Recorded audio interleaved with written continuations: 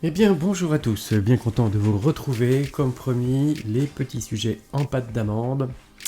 Euh, le but est de faire quelque chose de très simple, de plus simple possible et de suffisamment significatif. La pâte d'amande est une pâte d'amande 33% d'amande. Alors généralement, en fait, on utilise une pâte d'amande dit d'office qui a seulement 10% d'amande, puisqu'en fait, en termes de décor, elle se conserve donc un peu mieux puisqu'il y a 90% de sucre, elle n'est pas donc très bonne. Le but c'est de faire du décor qui dure dans le temps. Voilà, allez, parlons un petit peu maintenant de ce qui nous occupe, de ces petits sujets. Alors d'abord un boudin, ensuite une boule, de façon à s'occuper du corps. Les têtes arrivent derrière. Voilà, donc là ici c'est un petit chien que je vais faire en premier. On étale un côté de manière à faire un petit peu comme une petite poire. Voilà, c'est schématiquement parlant. Voilà, donc là, ce sera le corps à laquelle on va enlever, couper les deux tiers de façon à former les pattes. Voilà, donc ce sont des sujets, encore une fois, très simples. Le but étant de faire des petits décors sympathiques, là, pour le coup, pour les bûches de Noël. Mais ça peut être utilisé évidemment pour des entremets, pour partout là où vous avez envie. Ou simplement les mettre dans une assiette en décoration.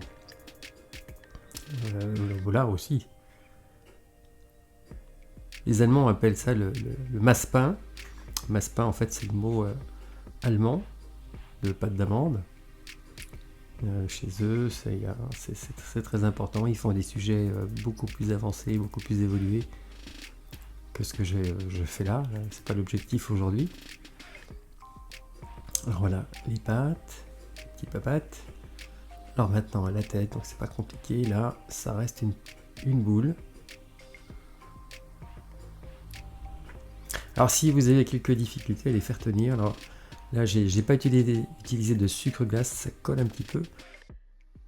Et c'est ce qui fait que ça va tenir.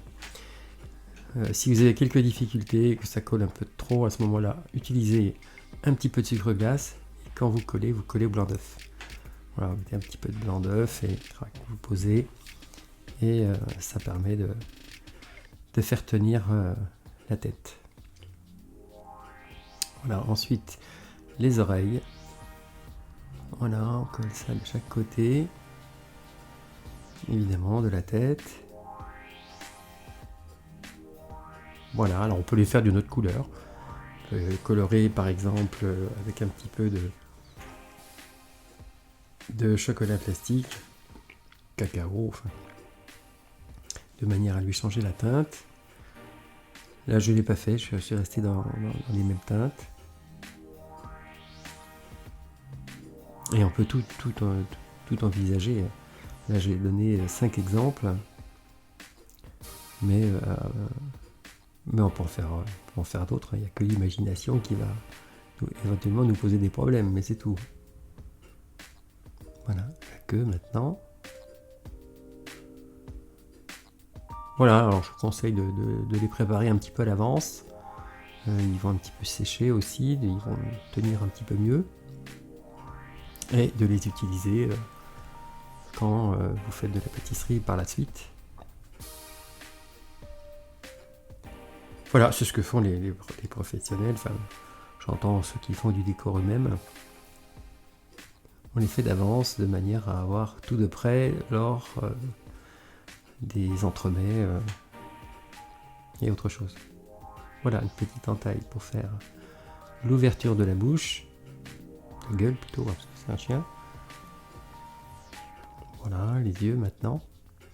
Alors là, bon, je les ai fait en pâte d'amande, c'est pratique, mais généralement ça se fait en glace royale. En glace royale, c'est un mélange de blanc et de sucre glace. Rien à voir avec la glace qu'on peut manger dans sur les plages. Voilà, donc là j'ai tout fait en pâte d'amande. Et ensuite, donc, je montrerai, je le ferai après. Vous faites fondre un petit peu de chocolat et vous faites donc les yeux. Donc là, on est reparti pour un corps. Alors, vous voyez que c'est la base est la même. L'ouverture. Et là, cette fois, c'est un lapin. Donc, en fait, ce qui va changer, c'est la tête. La queue aussi. Voilà. Donc, même base.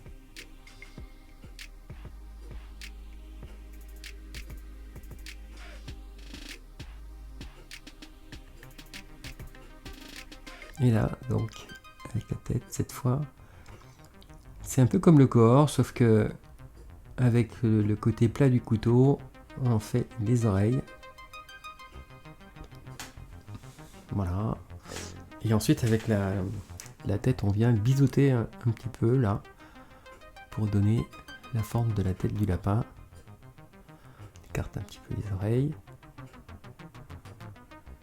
Voilà, des fois ça se laisse pas trop faire. Et on vient coller. Et voilà, ça fait un petit lapin. Voilà, j'insiste un petit peu ici parce que c'est important de donner cette forme un petit peu biseautée, là, voilà. Bon, la vidéo dure un quart d'heure, mais comptez 3 quarts d'heure pour faire l'ensemble. Voilà, une petite ouverture, et hop là, voilà, ça y est. Le voilà doué de parole, si on peut dire. Voilà, on reforme un petit peu, puisque ça déforme un peu quand on fait cette ouverture. Alors il y a des ébauchoirs, donc ce sont des petits outils qui permettent de mieux travailler des petits sujets en pâte d'amande. Là j'ai tout fait avec des ustensiles simples pour que vous puissiez aussi les faire sans spécifiquement acheter du matériel.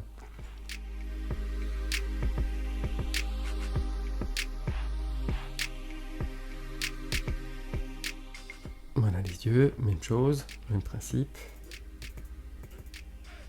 Voilà, puis après, encore une fois, on peut imaginer plein de choses. Là, les petits cochons, je ne les avais jamais fait jusque-là. Et ça a été une invention, entre guillemets. Il suffit de réfléchir de la même façon, un corps, une tête, les spécificités de la tête. Ah ouais, la grenouille avant.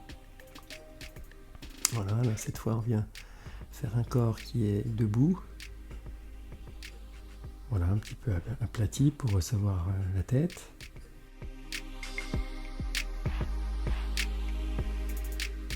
Voilà, légèrement creusé. Ça aide à ce qu'elle ne tombe pas.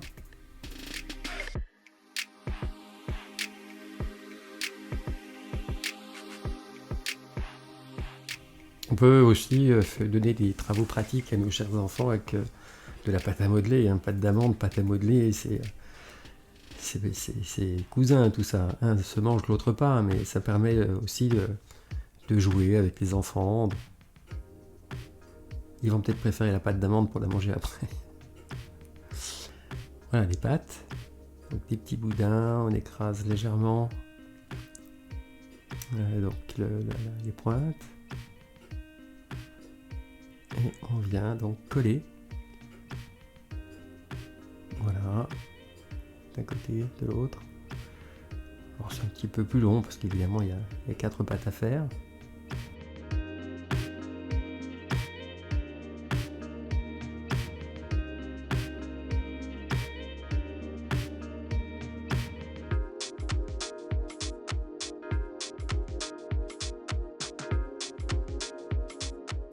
Voilà ici donc les yeux.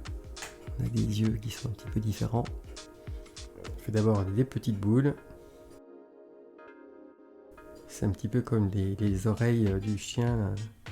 Enfin, c'est exactement la même forme, sauf que cette fois, on les pose sur le côté. Et la partie la plus arrondie en haut.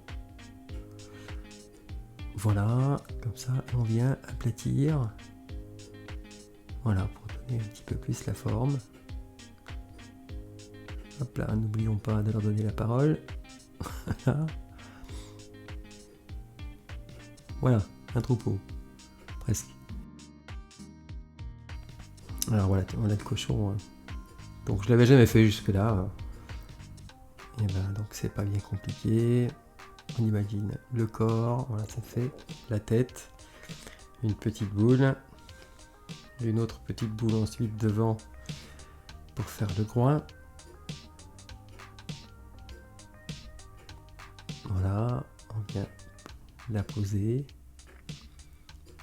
l'aplatir un peu, comme ça en même temps ça colle. Ça colle assez bien en fait. J'ai pas eu trop de problèmes. J'ai pas eu besoin d'utiliser voilà, l'ouverture. Ensuite, voilà, on vient finir les oreilles. Petite boule à nouveau qu'on écrase que sur un côté. On va avoir un côté épais, un côté fin.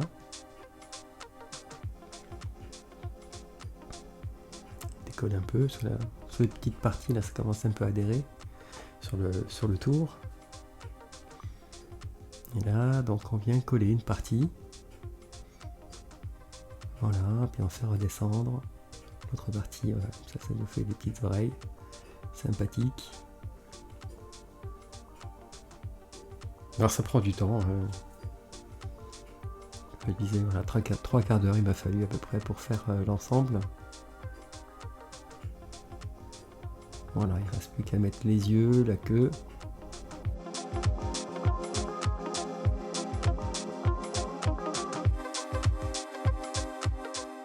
Voilà, ça change un petit peu des sujets en plastique achetés tout fait.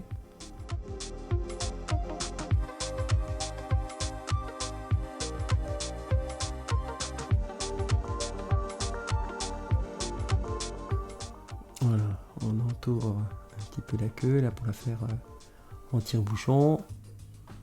J'écrase le bord, voilà, ça vient coller. Et c'est fait. Les yeux. Il est un peu tordu là, quand même. Voilà, alors là ici ça va être un petit canard, on va dire. Canari plutôt. Canari jaune. Voilà, donc le départ. Un petit peu de colorant, hein, ces colorants achetés en grande surface là. Voilà, le corps.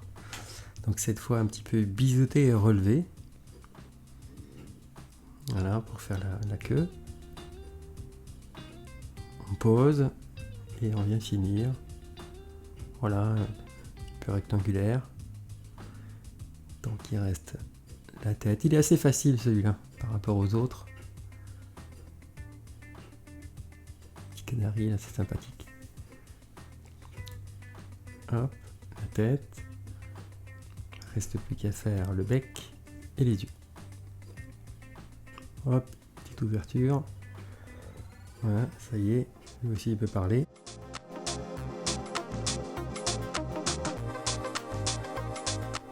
Voilà. Voilà, rien de bien compliqué, hein, en définitive, il faut juste de la patience.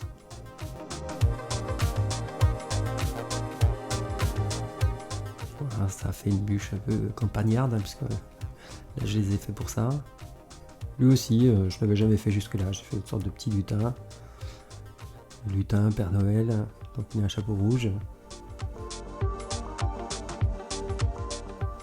Voilà le corps. Debout, la tête. Et on retrouve les mêmes principes en fait, hein. On peut faire ça à l'infini. Voilà le chapeau, donc un côté pointu. Avec la pointe du doigt, j'ai simplement creusé un petit peu de façon à pouvoir voilà, faire rentrer la tête.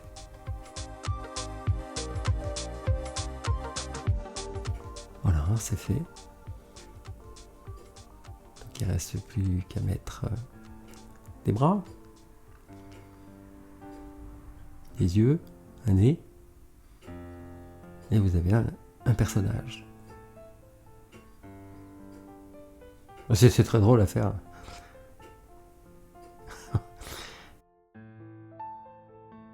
Ah bah voilà, donc le chocolat. Alors, en fait, comme j'ai fait une bûche chocolat, j'ai fait du nappage chocolat, et c'est du nappage chocolat que j'ai utilisé. Il était froid, je l'ai un petit peu travaillé avec une petite cuillère là. C'est un peu souple, vous en mettez une pointe et ça marche très bien. Si vous n'avez pas ça, bah vous faites fondre un petit peu de chocolat doucement et vous remplissez, vous faites votre cornet. Si vous ne savez pas faire les cornets, je vous renvoie sur la vidéo où j'ai traité le sujet. Voilà, ici des yeux un petit peu plus gros. Donc du coup, pareil, hein, les yeux avec le chocolat sont un petit peu plus gros.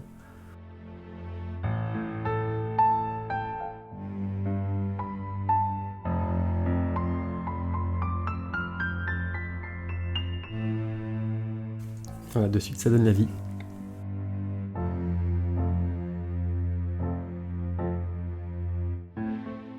Voilà, nos lapins sont devenus, sont plus aveugles. Tous ils ne voyaient plus rien là, cette fois ils ont retrouvé, enfin ils ont trouvé la vue plutôt, pas retrouvé.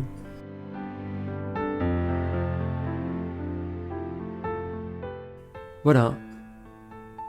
Eh bien merci de m'avoir suivi pour ce petit moment agréable, je dois dire, ça m'amuse en fait de revoir ça. Je vous souhaite une très bonne journée et évidemment un bon courage pour vos propres réalisations. En vous souhaitant à nouveau une très bonne journée et à très bientôt. Salut!